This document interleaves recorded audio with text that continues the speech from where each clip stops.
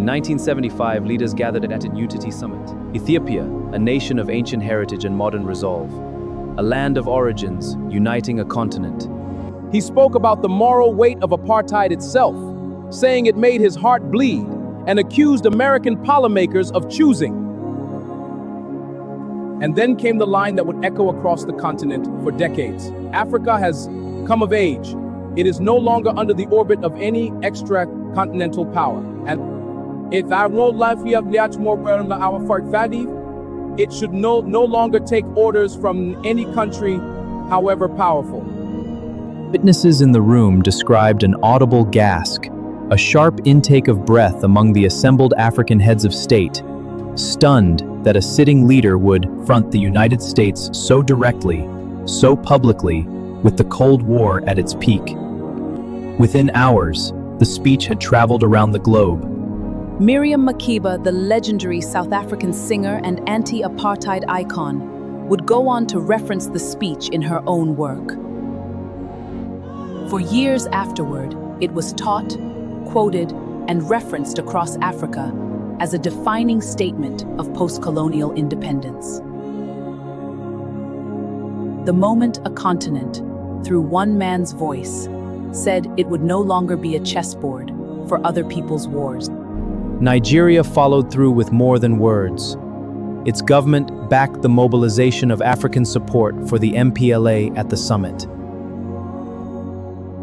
helping tip diplomatic momentum in Angola's favor at a moment when the outcome was genuinely uncertain. For Murtala personally, the speech transformed his image overnight from the general who seized power in the coup. Africa has come of age. We know our problems. We will solve them ourselves. Does now who can we start? Kwenitu, Antraisu, Amandinao. After walking, as one writer later put it, 10 feet tall. But there is always a cost to humiliating a superpower on the world stage, even if that cost is only reputational. We must stand united. The consequences will be felt, only whispered about, only ever a rumor. And in the weeks that followed the speech, the whispers started. In the days after the speech, according to Nigerian historical accounts, a wave of hostile press coverage began circulating through international outlets, including allegations broadcast by the BBC. One particularly sensational claim, attributed in Nigerian sources to a British politician and aired on the BBC. The alleged that Murtala had personally received $20 million in gold from the Soviet Union as payment for his stance on Angola. There's no verified evidence that this claim was ever substantiated, and it should be treated as an allegation reported at the time rather than a proven fact. But it illustrates something real. The speech didn't just win Murtala admirers. It made him enemies. Powerful ones. In places whose internal deliberations rarely become public record. It's worth being careful and honest here, because this is where the story shifts from documented history into contested territory.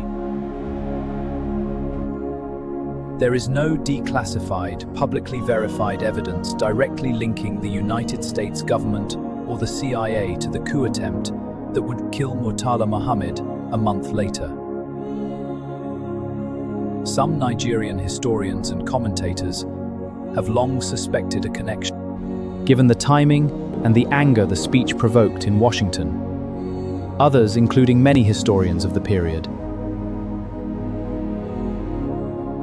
attribute the coup entirely to internal Nigerian military politics, fecuntal resentment, and personal grievances among the plotters, with no need to invoke outside involvement at all.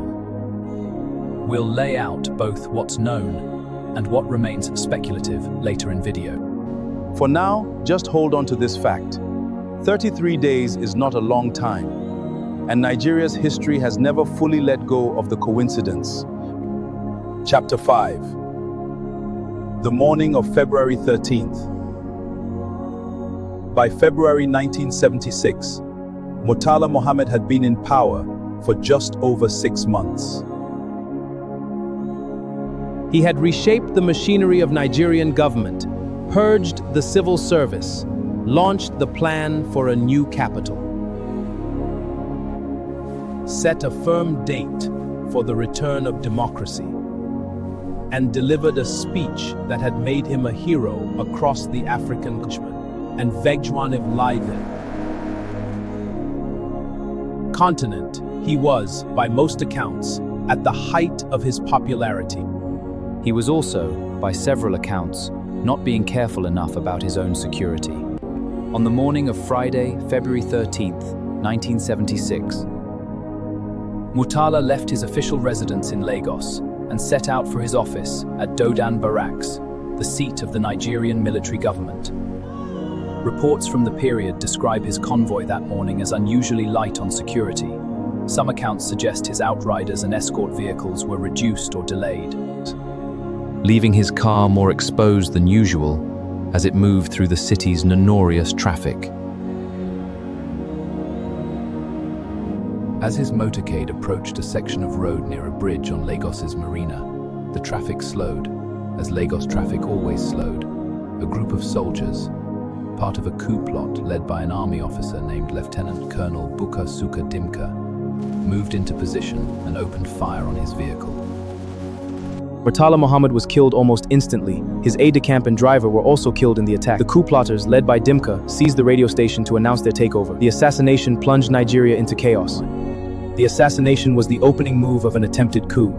Dimka and his co-conspirators seized the national radio station in Lagos and broadcast an announcement declaring their takeover, and overthrown the government, citing grievances about corruption, discipline, and the direction of the Murtala administration due to rampant corruption and lack of discipline.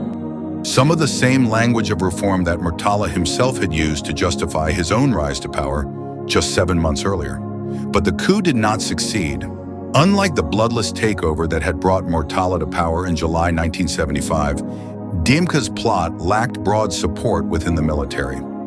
Other senior officers, most notably Lieutenant General Olusegun Obasanjo, who had been serving as Murtala's chief of staff and deputy, refused to go along with it and moved quickly to reassert control of the government and the armed forces. Within a day, the coup collapsed. Dimka went on the run. Several other conspirators were arrested almost immediately. Dimka himself was eventually captured weeks later, and following a military tribunal, he and a number of his co-conspirators were executed by firing squad. Some historical accounts and Nigerian commentary have pointed to the involvement, or at least the suspicion of involvement, of former head of state Yakubu Gowon in the broader conspiracy. Given his exile status and his relationship with some of the plotters, though Gowon himself always denied any role, was never convicted, and lived the rest of his life as a private citizen and elder statesman in Nigeria. Olusegun Obasanjo, the man who had refused to join the coup, was installed as the new head of state of Nigeria in the aftermath. In one of the more remarkable footnotes of this story, Obasanjo would go on to keep Murtala's promise. Nigeria returned to civilian rule on October 1st, 1979, exactly as Murtala had pledged before his death, with Obasanjo handing power to an elected civilian president, Shehu Shagari. Decades later, Obasanjo himself would be elected Nigeria's civilian president in 1999, becoming one of the few African leaders to move from military ruler to democratically elected head of state. Chapter 6. Why 33 Days Matters. January 11th. Speech/February 13th assassination. Let's be precise about the numbers, because different sources render them slightly differently. The speech was delivered on January 11th, 1976. The assassination occurred on February 13th, 1976. Depending on how you count the days, that gap is either 33 or 34 days. Sources vary by a day depending on inclusive or exclusive counting. Either way, it was almost exactly 1 month. 1 month between a Nigerian general standing in front of the world and telling the President of the United States that Africa would no longer take orders from any country, however powerful, and that same general being shot dead in his own capital by his own soldiers. It's an association that has stuck in the Nigerian and Pan-African historical imagination for 50 years, and it's easy to understand why. the timing is genuinely, undeniably striking. Humans are pattern-seeking creatures, and when a leader defies a superpower and then dies suddenly a month later, the mind reaches for a connection. But here's where intellectual honesty matters. Correlation is not causation, and the documented historical record of the Dimka coup points overwhelmingly toward domestic Nigerian military politics as the driving force. Resentment among certain officers over promotions, postings, and the direction of the Murtala Obasanjo government's internal reforms, rather than any demonstrated foreign hand. Nigerian and international historians who have studied the coup in depth have generally concluded that Dimka's plot was homegrown, rooted in personal and institutional grievances inside the Nigerian army. At the same time, no serious historian would tell you the international backdrop was irrelevant either. Murtala's speech had made him enemies in Washington and in the corridors of Western diplomacy. Whether any of those enemies had a hand, directly, indirectly, or not at all, in what happened next remains, to this day, unproven and contested. What we can say with confidence is this: the coincidence of timing has never stopped being talked about, and 50 years later, in in-depth retrospectives and newspaper columns published across Nigeria, that 33-day gap is still treated as one of the eeriest footnotes in modern African history. Chapter 7. A Nation in Mourning. A legacy that grew Nigeria's reaction to Murtala Muhammed's assassination was, by most accounts, one of genuine national grief. An unusual thing for a leader who had come to power through a coup and ruled for barely 7 months. Crowds gathered. Tributes poured in from across Africa. In a continent where colonial rule had only recently ended and where the psychological wound of white minority regimes in the South was still raw and open, Murtala's Addis Ababa speech had made him something closer to a martyr for African dignity than an ordinary head of state.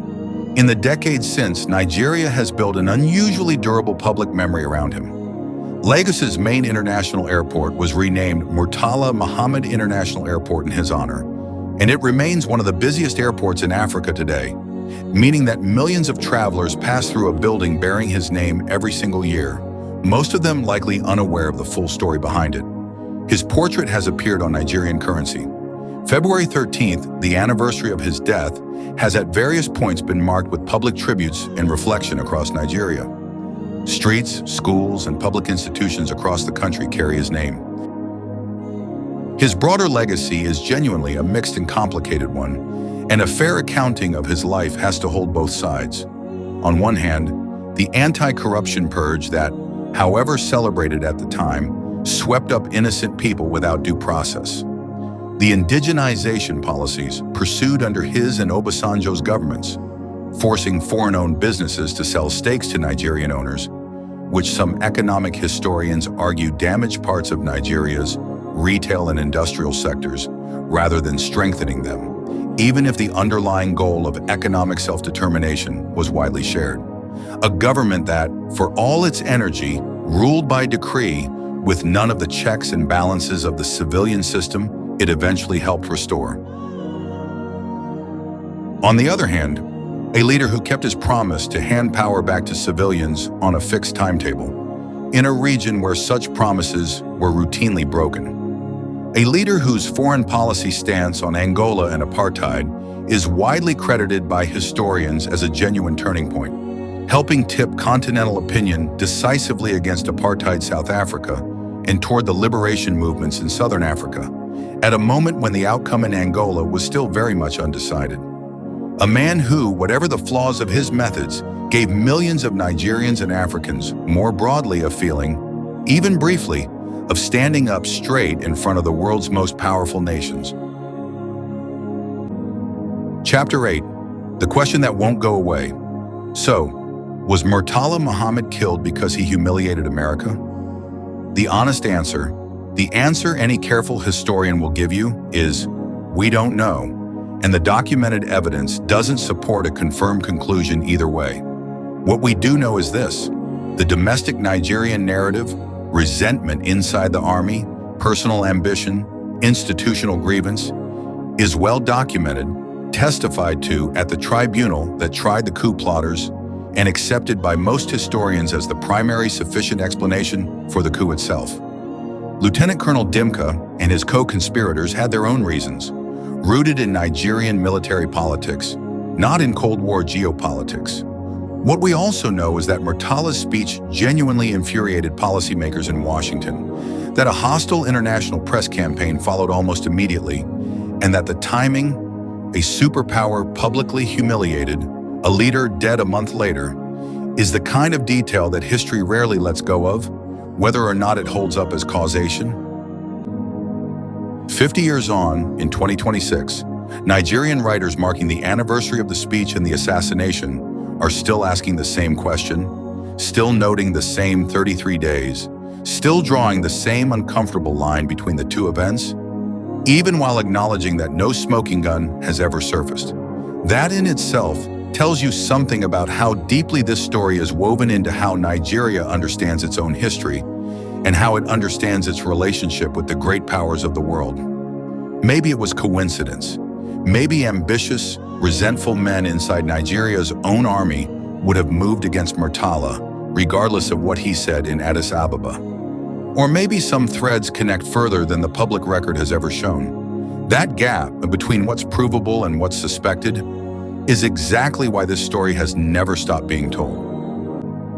Closing, Murtala Muhammed ruled Nigeria for approximately 200 days.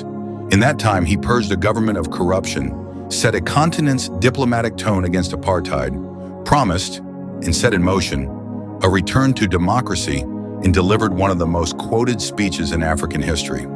Then 33 days after telling the President of the United States that Africa would no longer take orders from anyone, he was gone.